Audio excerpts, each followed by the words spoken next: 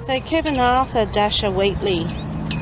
He was an Australian soldier and a recipient of the Victoria Cross, the highest award for the gallantry in the face of the enemy that can be awarded for British and Commonwealth forces.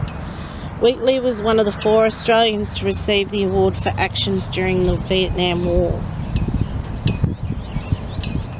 So he was born in Sydney, in Surrey Hills, 3rd child of Raymond and Ivy, both natives of Sydney. He was educated in Maroubra Junction, and upon completing his schooling, Wheatley worked as a labourer in Sydney. He married in 1954 to Edna Davis. Together they would have 4 children. He was a keen rugby player, so he earned the nickname of Dasher on the field. So he enlisted in the Australian Regular Army in 1956, and after completing basic training he was allocated to the Royal Australian Infantry Corps and posted to the 4th Battalion Royal Australian Regiment. Early the following year he was posted to the 3rd Battalion, and he subsequently served a tour of Malaya between late 57 and early 59. After his return, Wheatley served a posting with the 2nd Battalion in 1959 and 61, and he was promoted twice in 64, first to sergeant and then warrant officer. In early 65 he was posted to the Australian Army training team in Vietnam and deployed to South Vietnam.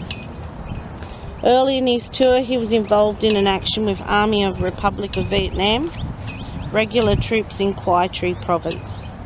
During the fighting, a child ran across the battlefield. Seeing the danger, Wheatley ran after the girl through the crossfire and brought her back to safety, using his own body to shield her.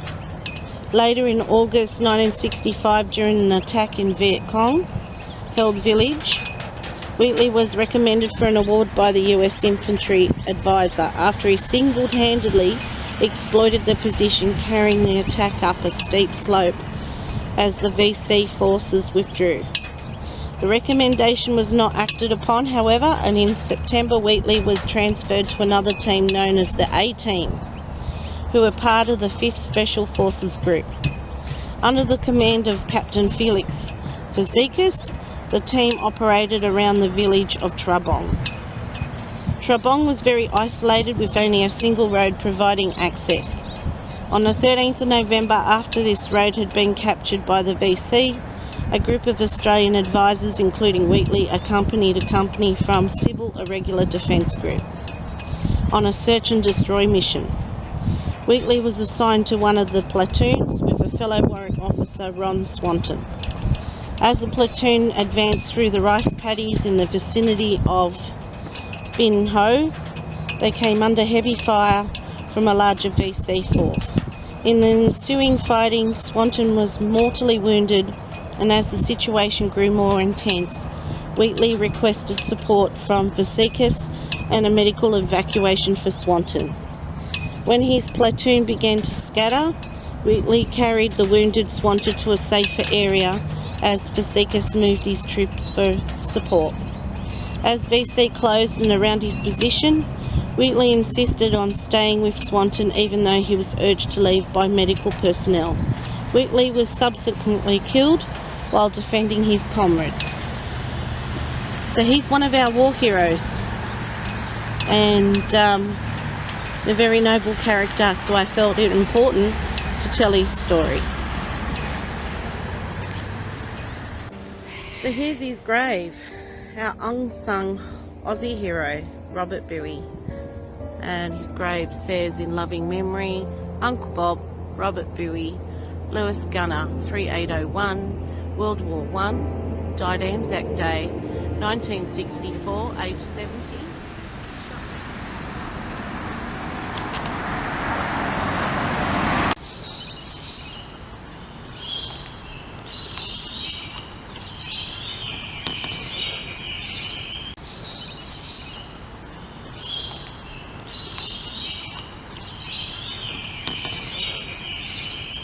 This large war cemetery was established by the military authorities in 1942. It contains mainly the graves of those who died in the Concord Military Hospital either of wounds received in operational areas or through sickness or accident. The war cemetery was taken over by the Commission in December 1946.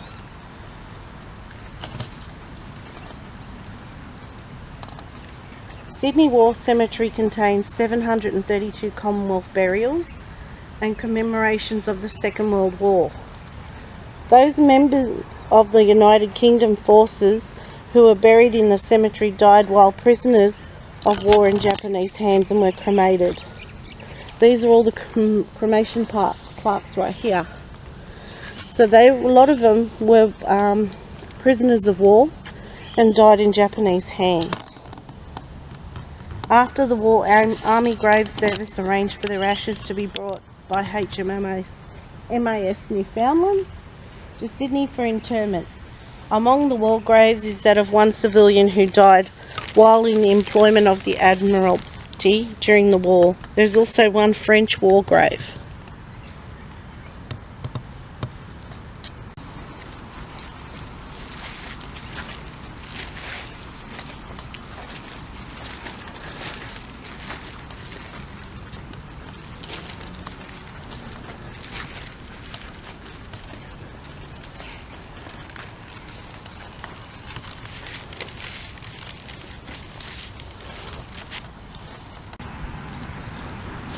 Over 3,000 of the Commonwealth's First World War dead are buried in Australia, most of them Australians. Many lie singly or in small groups in public cemeteries throughout 7 states. But over the years it has proved impossible to maintain some of these sites to an acceptable standard.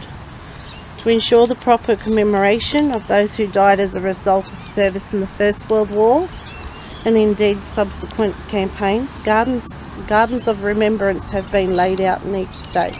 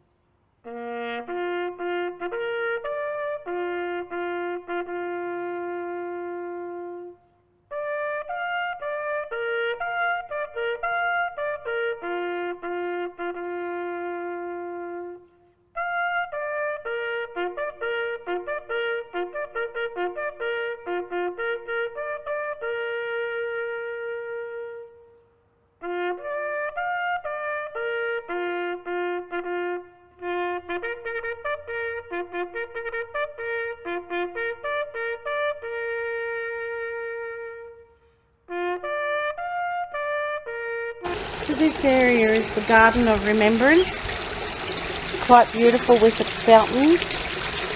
And this is where a lot of the First World War veterans are cremated, and also the English prisoners of war from Japan. They're mainly on the wall over there on the far end side.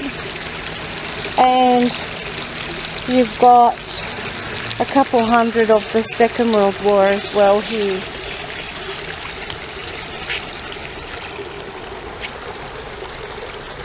And this is the biggest war cemetery in Australia, here in Rookwood.